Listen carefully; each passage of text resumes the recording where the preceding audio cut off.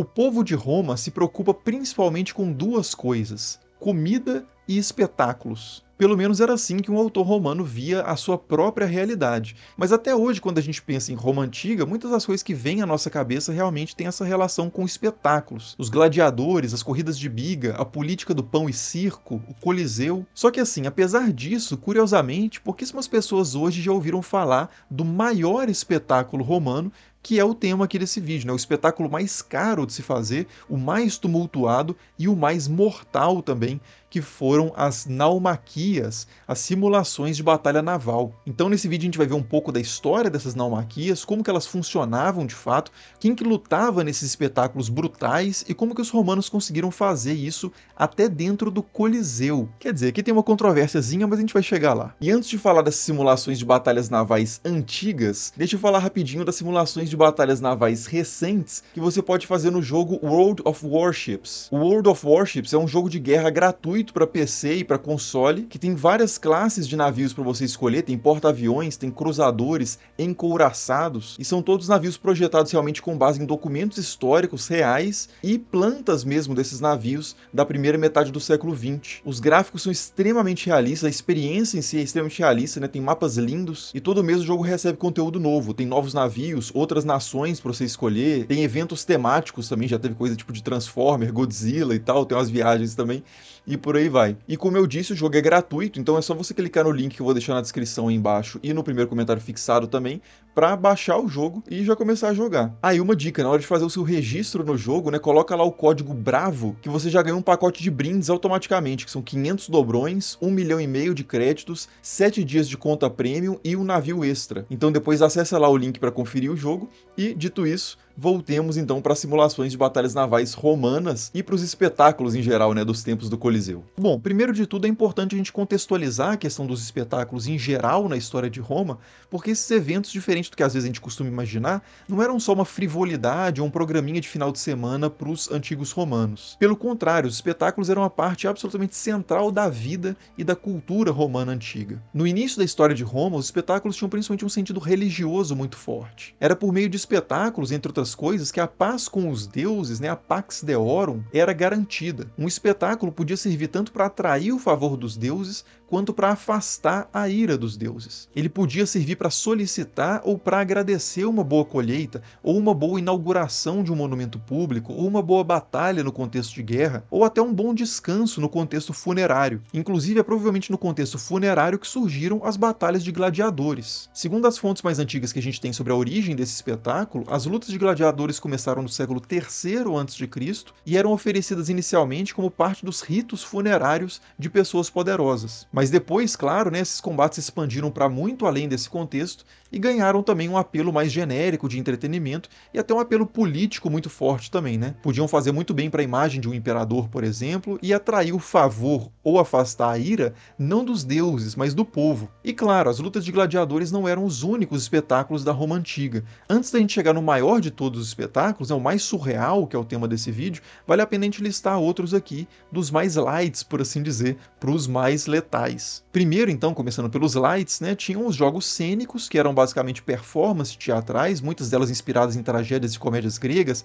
ou inspiradas em histórias tradicionais italianas mesmo, ou peças mais recentes romanas. Depois tinham os agones também, que eram jogos atléticos, que incluíam ali lançamento de dardos, de disco, de peso, corridas a pé e vários tipos de combate corpo a corpo, tipo a famosa luta greco-romana, por exemplo, né? E esses combates não eram combates até a morte, né? Eram combates entre homens livres, mas uma ou outra fatalidade podia, né, eventualmente acontecer. Além dos jogos cênicos e dos jogos atléticos, tinham também os chamados jogos circenses, que eram as famosas corridas de carros puxados por cavalos. No caso dos carros puxados por 2 cavalos, eram as bigas, e no caso dos carros puxados por 4 cavalos, eram as quadrigas. Aqui também o propósito desse jogo não era matar ninguém, né, era ganhar a corrida, mas essas corridas podiam ser bem violentas também, já que uma estratégia bastante válida e muito aplicada, inclusive, era tentar tirar os adversários da pista ou arrebentar os outros carros na parede, e aí uma outra fatalidade podia acontecer também. E finalmente entrando nos espetáculos que as pessoas já iam esperando que alguém não fosse voltar, primeiro tinham as veações, que eram espetáculos com animais,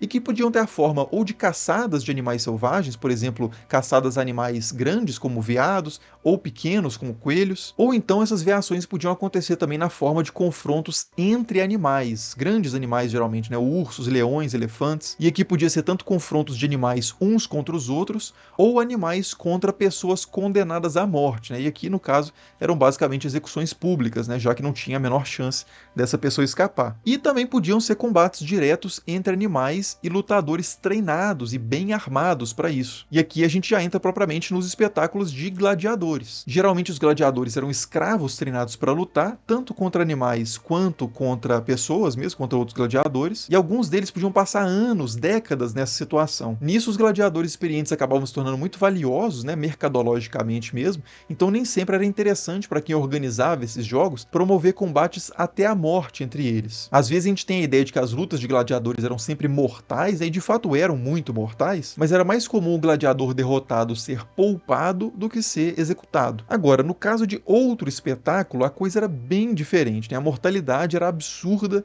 e não tinha a menor expectativa de clemência. E eu tô falando aqui agora, né, finalmente, das naumaquias, as simulações de batalha naval. A primeira naumaquia da qual a gente tem notícia aconteceu nos tempos de Júlio César, em 46 a.C.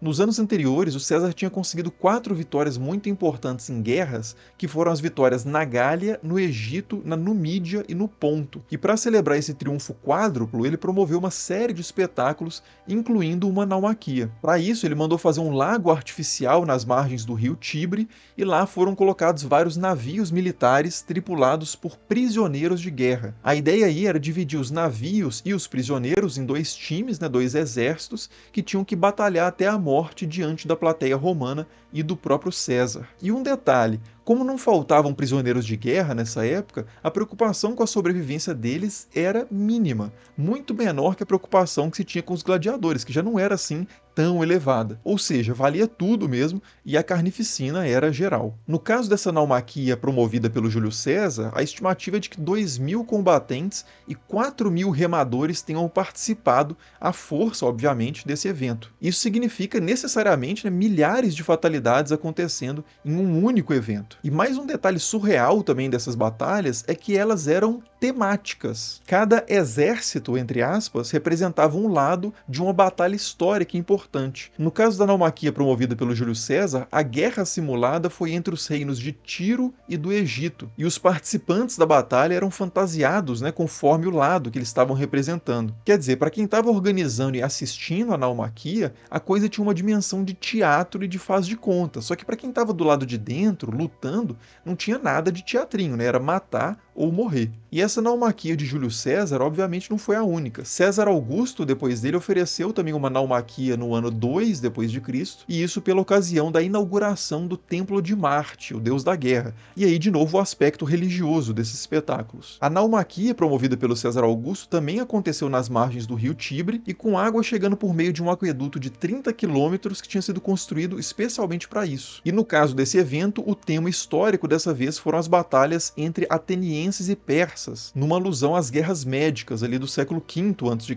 Segundo o próprio César Augusto, que escreveu ele mesmo um texto sobre esse evento, foram 3.000 combatentes lutando nessa naumaquia, sem contar os remadores. E quanto às embarcações, teriam sido 30 grandes embarcações e várias outras menores. Agora, abrindo um parêntese rápido aqui, né, esse número que o César Augusto dá não bate muito, porque o número de combatentes e remadores em grandes embarcações, pensando num trireme, por exemplo, era geralmente cerca de 50 combatentes e 150 remadores. E 30 triremes e 50 combatentes em cada um dá só 1.500 combatentes, é metade do número registrado pelo César Augusto. Então, para fechar essa conta, teria que ter uma quantidade absurda de embarcações menores com outros combatentes para dar os 3.000, o que provavelmente é algo que o lago não ia comportar, né? Ia ficar impossível ali de manobrar essas embarcações ali dentro. Ou então teria que ter muito mais combatentes por embarcação, né? Teria que ter poucos remadores e muitos combatentes. E aí, nesse caso, não seria uma simulação de batalha naval muito realista, né? Os navios iam ficar super lentos e o que ia decidir o conflito mesmo seriam os combates diretos ali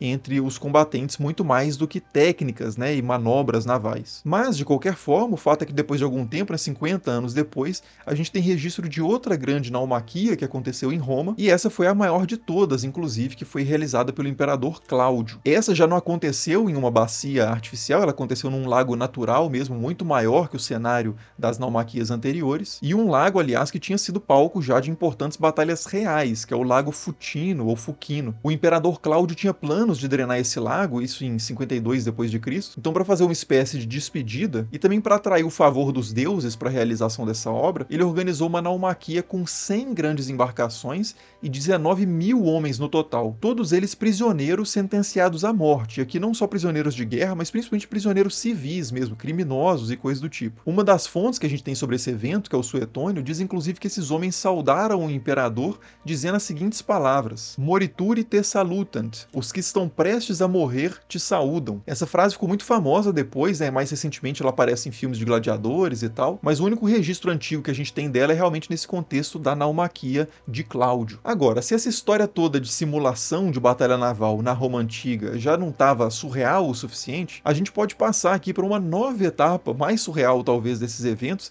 que são as naumaquias realizadas em outro cenário, que é dentro de anfiteatros, inclusive dentro do famosíssimo Coliseu de Roma. O primeiro imperador a testar esse novo formato foi o Nero, isso no ano 57 depois de Cristo. O que aconteceu foi que o Nero aproveitou um anfiteatro de madeira que ele já tinha mandado construir e encheu esse anfiteatro com água salgada e animais marinhos. E lá ele teria realizado uma naumaquia simulando a Batalha de Salamina, que foi a mesma que o César Augusto tinha simulado, né, entre atenienses e persas. Nessa época o Coliseu ainda não existia, mas quando ele foi inaugurado em 80 depois de Cristo, o imperador da época, que era o Tito, mandou fazer uma naumaquia dentro do Coliseu. Pelo menos é isso que diz uma fonte que a gente tem do século II. Daqui a pouco a gente vai analisar melhor a confiabilidade dessa fonte, mas por enquanto vamos ver o que ela diz sobre os espetáculos de inauguração do Coliseu, que é quando teria acontecido a primeira naumaquia ali dentro. O Dião Cássio, né, que é o autor dessa fonte, diz o seguinte: muitas pessoas lutaram em combates individuais, enquanto outras competiram em grupos em batalhas terrestres e navais, pois Tito havia subitamente enchido esse mesmo teatro com água e trouxera cavalos e touros, além de outros animais domesticados que haviam sido treinados para fazer na água tudo o que podiam fazer em terra. Ele trouxe também pessoas em navios e elas participaram de uma batalha naval representando os corcirenses contra os coríntios. 5 anos depois, também segundo outra fonte, que é o Suetônio, o sucessor do Tito, que foi o imperador Domiciano, também teria feito uma naumaquia dentro do Coliseu. Agora, será que dá para acreditar mesmo que isso aconteceu, né? Seria viável encher o Coliseu de água a ponto de realizar uma batalha naval lá dentro? E de onde que viria essa água? Teria espaço para os navios manobrarem ali dentro da arena? Aliás, teria espaço para os navios sequer entrarem na arena? Então, essa é uma questão muito controversa desde o século XIX, que foi quando começaram a escavar a estrutura do Coliseu e a redescobrir a história antiga dele. O primeiro problema nessa questão toda é a viabilidade de inundar o Coliseu para realizar uma batalha naval. Atualmente, o Coliseu tem um espaço inferior chamado hipogeu, com várias divisórias, que parece ter servido de depósito dos materiais usados nos jogos e também possivelmente era onde ficavam mecanismos como elevadores para subir os atores ou subir animais ou lutadores durante os espetáculos. E se essa estrutura já existisse nos tempos da inauguração do Coliseu e tivesse em uso, né, ela seria totalmente comprometida por uma inundação. Mas é possível que essa estrutura, o hipogeu, não tivesse sido ainda construída nos tempos de Tito. Então, se a gente considerar que essa área inferior estava vazia na época dos jogos de inauguração, e considerando que ela já tinha também os 6 metros de profundidade que ela tem hoje, talvez fosse possível sim fazer uma espécie de piscina artificial ali e colocar alguns barcos. Só que aí a gente tem outro problema, né, que é de onde buscar essa água, ou melhor, como buscar essa água. A área onde o Coliseu foi construído, antes disso, né, antes dele ser construído, tinha sido um lago artificial feito pelo Nero. Então é possível que a estrutura usada para encher esse lago ainda existisse, pelo menos parcialmente, e pudesse ajudar a trazer a água para dentro do Coliseu. Mas mesmo se esse for o caso, quanto tempo, né, que demoraria para encher o Coliseu usando essa estrutura? Se a água viesse aos poucos de aquedutos, por exemplo, ia demorar uma eternidade para o Coliseu encher e isso ia interromper a sequência dos jogos de inauguração, né, que aconteceram, segundo as fontes antigas, todos os dias durante 100 dias. Não tinha espaço para esperar o Coliseu encher de água. Então, uma alternativa, uma outra hipótese, seria armazenar a água ao longo de muito tempo em estruturas próximas ao Coliseu, com bastante antecedência, e aí usar essa água toda de uma vez para fazer uma naumaquia. Mas até hoje a gente não tem evidências arqueológicas mais seguras de que qualquer estrutura desse tipo existisse ali na região, né, que pudesse cumprir esse papel. Até existem algumas especulações, algumas pesquisas nesse sentido sendo feitas atualmente, mas nada que chegue nem perto ainda de um consenso. Mas beleza, né, suponhamos que era viável sim inundar o Coliseu, e que isso não era problema. Só que aí a gente tem outro problema, que é como que os navios militares eram colocados lá dentro. Um trireme, por exemplo, que era um dos navios de guerra mais comuns do período, media cerca de 35 metros de comprimento por 5 metros de largura. E nenhuma entrada do Coliseu tem 5 metros de largura. Ou seja, para ter um trireme, né, um navio de guerra realista ali dentro do Coliseu, ele teria que ser construído dentro da arena. Mas, de novo, né, isso ia interromper por muito tempo a série de jogos e não seria então uma atitude viável. E assim, mesmo que esses navios tivessem conseguido entrar, né, superando mais esse problema, eles ainda seriam grandes demais para manobrar lá dentro,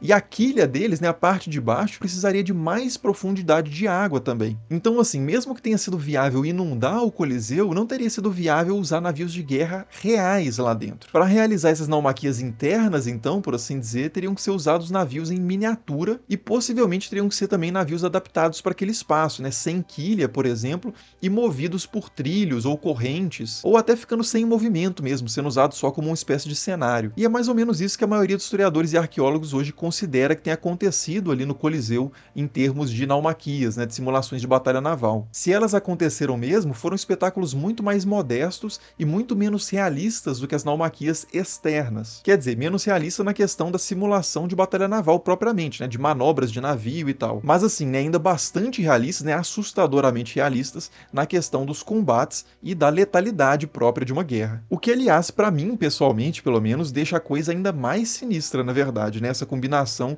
de pouco e muito realista. Porque no final das contas, o que a gente teria ali, então, é um cenário meio de teatrinho, com pouca água só para remeter mesmo ao mar, algumas embarcações fake, decorações e fantasias remetendo ali a batalhas antigas, e gente efetivamente obrigada a lutar até a morte diante de uma plateia nesse cenário um tanto quanto ridículo. É uma coisa que me lembra até um pouco aquela série recente coreana lá, Round Six, que combina também, né, muito essa questão do brutal com o ridículo. E lembra também outros filmes mais antigos também, como O Sobrevivente, do Arnold Schwarzenegger, né, que tem aquela pegada de reality show de sobrevivência feita com condenados à morte, né, ou então Jogos Vorazes também, tem vários exemplos disso, que tem um pouco, assim, pelo menos, do espírito aí dessas naumaquias toscas e brutais. Mas enfim, nos séculos seguintes, principalmente depois da crise do Império, esse tipo de espetáculo vai acabar deixando de acontecer, principalmente por causa do seu custo absurdo, né? E o próprio Coliseu também vai entrar numa fase bem diferente da sua história, né? Que eu já abordei aqui em outro vídeo no canal, que se você se interessa pelo tema, inclusive, vale a pena dar uma olhada lá depois. E é mais ou menos essa a história das naumaquias romanas.